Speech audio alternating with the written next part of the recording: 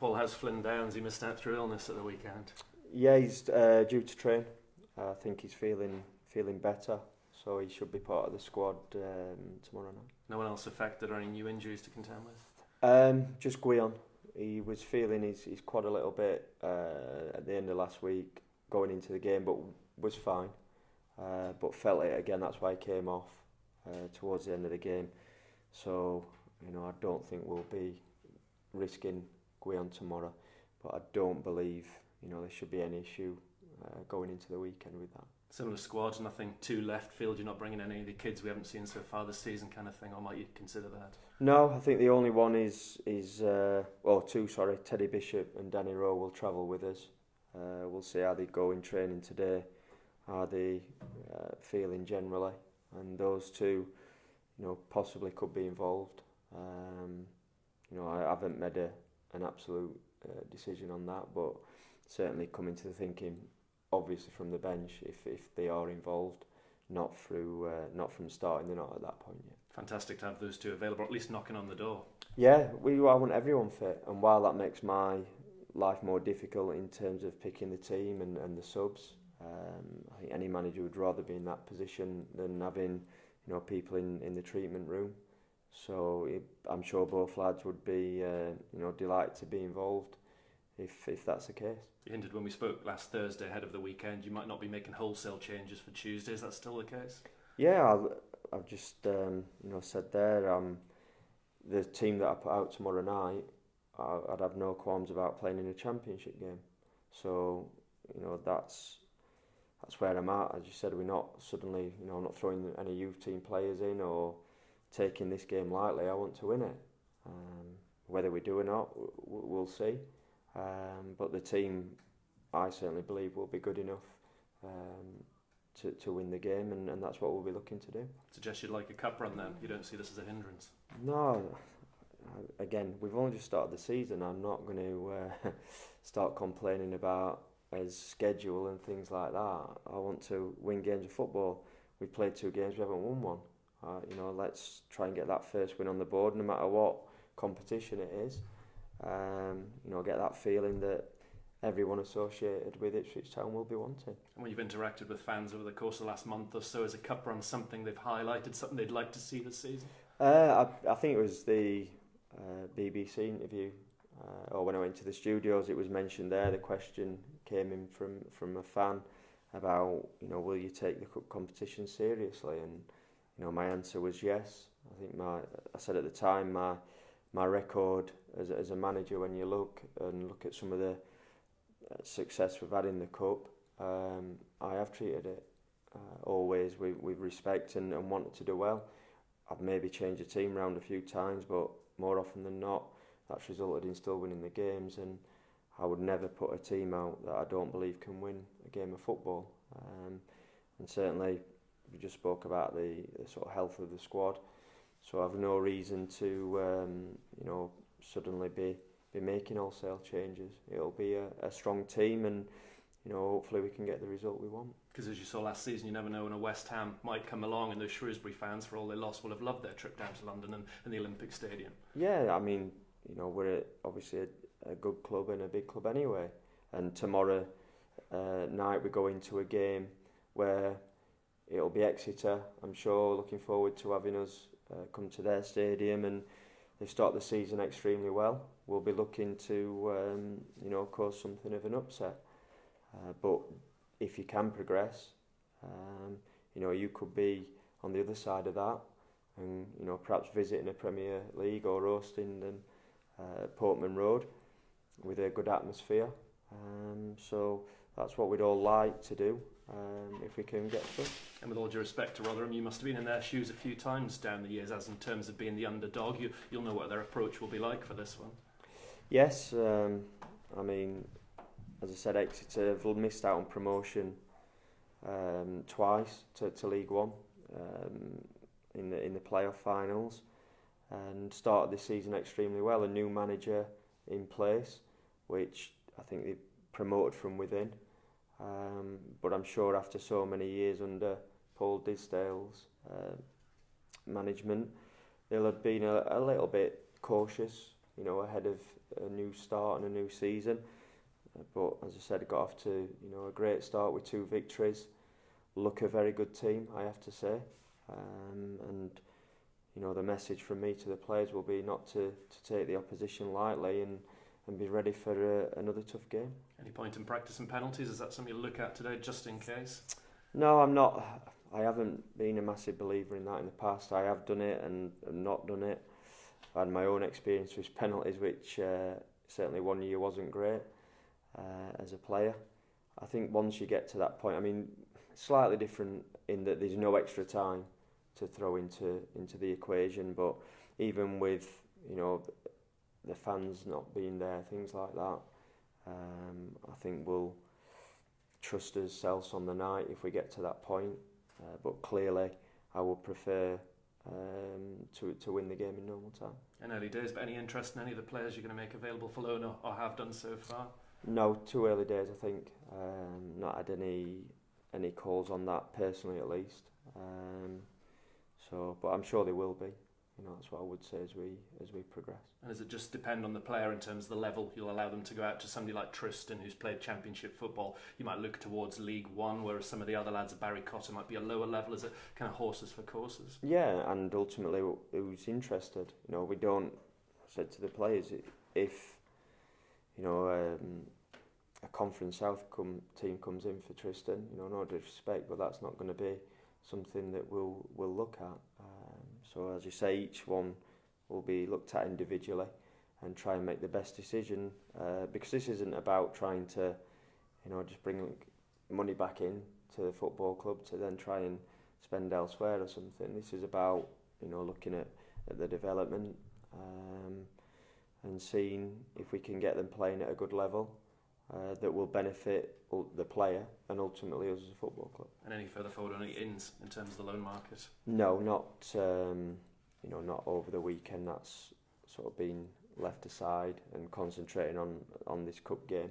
But there will be, there'll still be work going on and conversations to be had throughout the coming days. And looking at both maybe loan players from the Premier League and also players that you could bring in with a view to a permanent deal. Possibly. I'm open-minded. I don't want to put a set stipulation and narrow the market to say we're only going to look at Premiership loans. We'll just do whatever again we feels best and look at all options. Thanks, Paul. Thank you. Made it to Wembley in the Checker Trade Trophy last year, Paul. How much did that help your league form, do you think? There's always a lot of debate around it and whether it's worth taking seriously and things like that, particularly that competition. But as I said, I've always been a believer. I've had a couple of clubs that have got to finals and been involved in promotion challenges.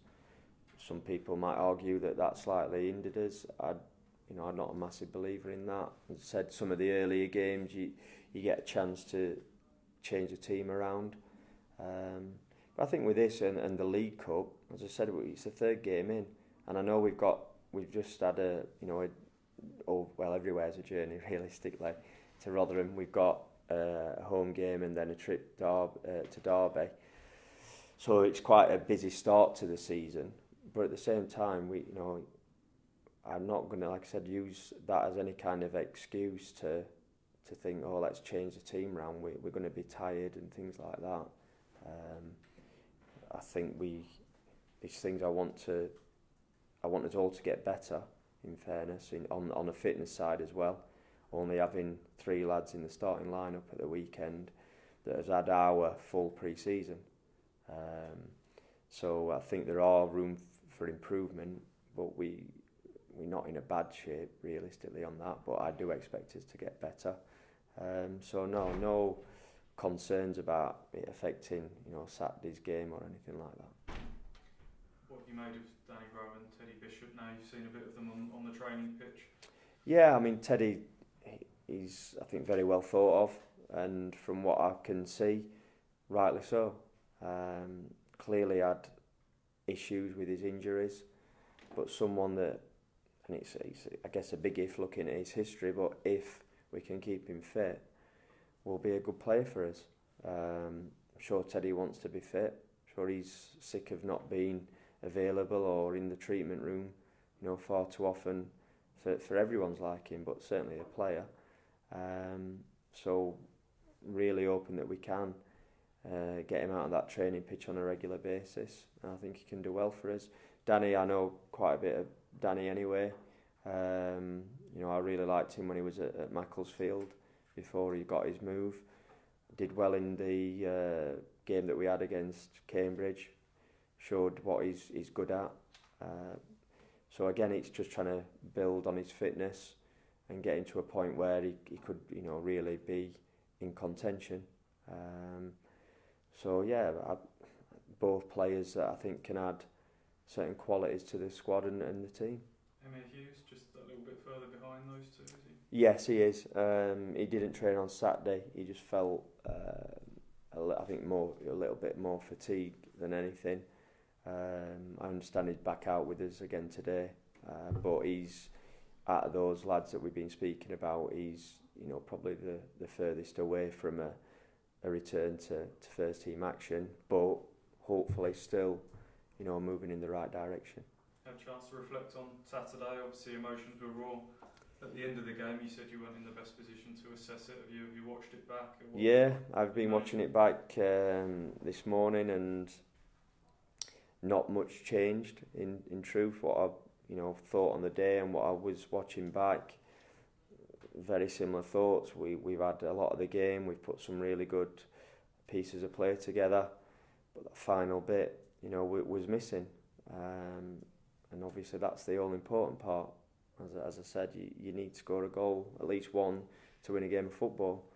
But there were some very good bits of play.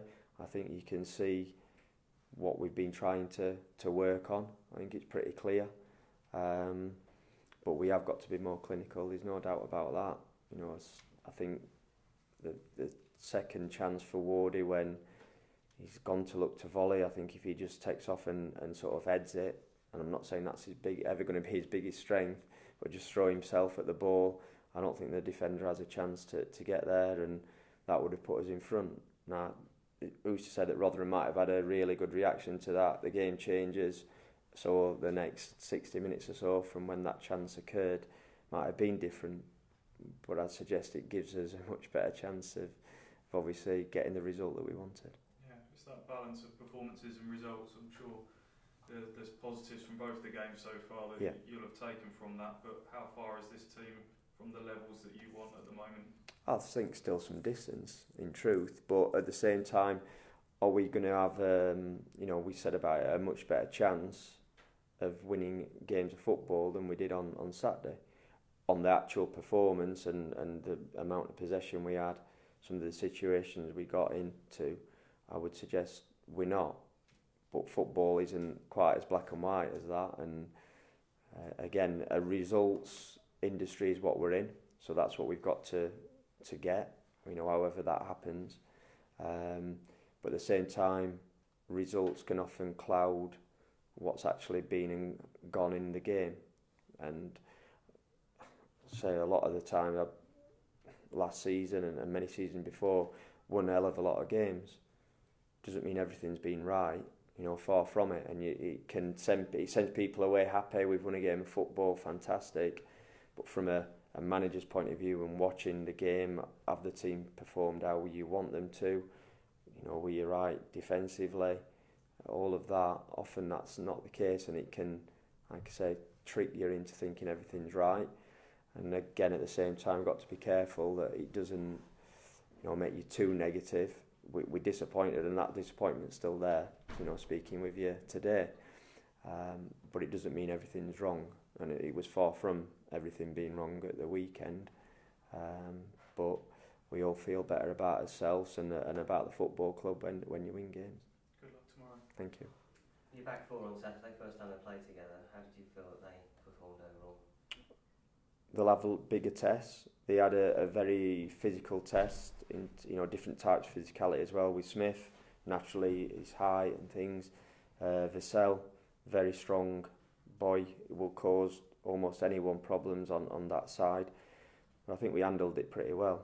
I don't think there were, you know, too many situations. again, there's always something that happens in a game. There were a couple of times we let the ball bounce when we shouldn't have done, which then, you know, caused maybe a situation that shouldn't have been there. But overall, I was quite happy with that. But they didn't have as much defending to do as I'm sure they will in a lot of games. And the Carabao Cup, a regionalised draw, and we got a trip of about 300 miles tomorrow. Do you think there's something a bit wrong in the way that the draw is carried out when that happens? I think we played Exeter 3 times in 20 years, Torquay and Shrewsbury away. Right. Maybe it's not been too kind then. No. I don't know if someone's not happy with us. But no, it's not ideal. As I've just said, and you know, you guys will be a lot more familiar with it than I am at the moment, but I'm very quickly learning it. You know, our where we're situated in the country, nothing's exactly on the doorstep, or very few things.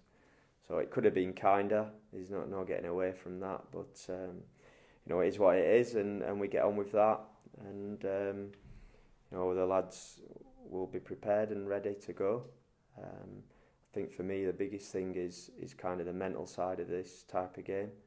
If we turn up and approach it in the right manner, put on, you know, anything like a similar performance, I'd expect us to win the game.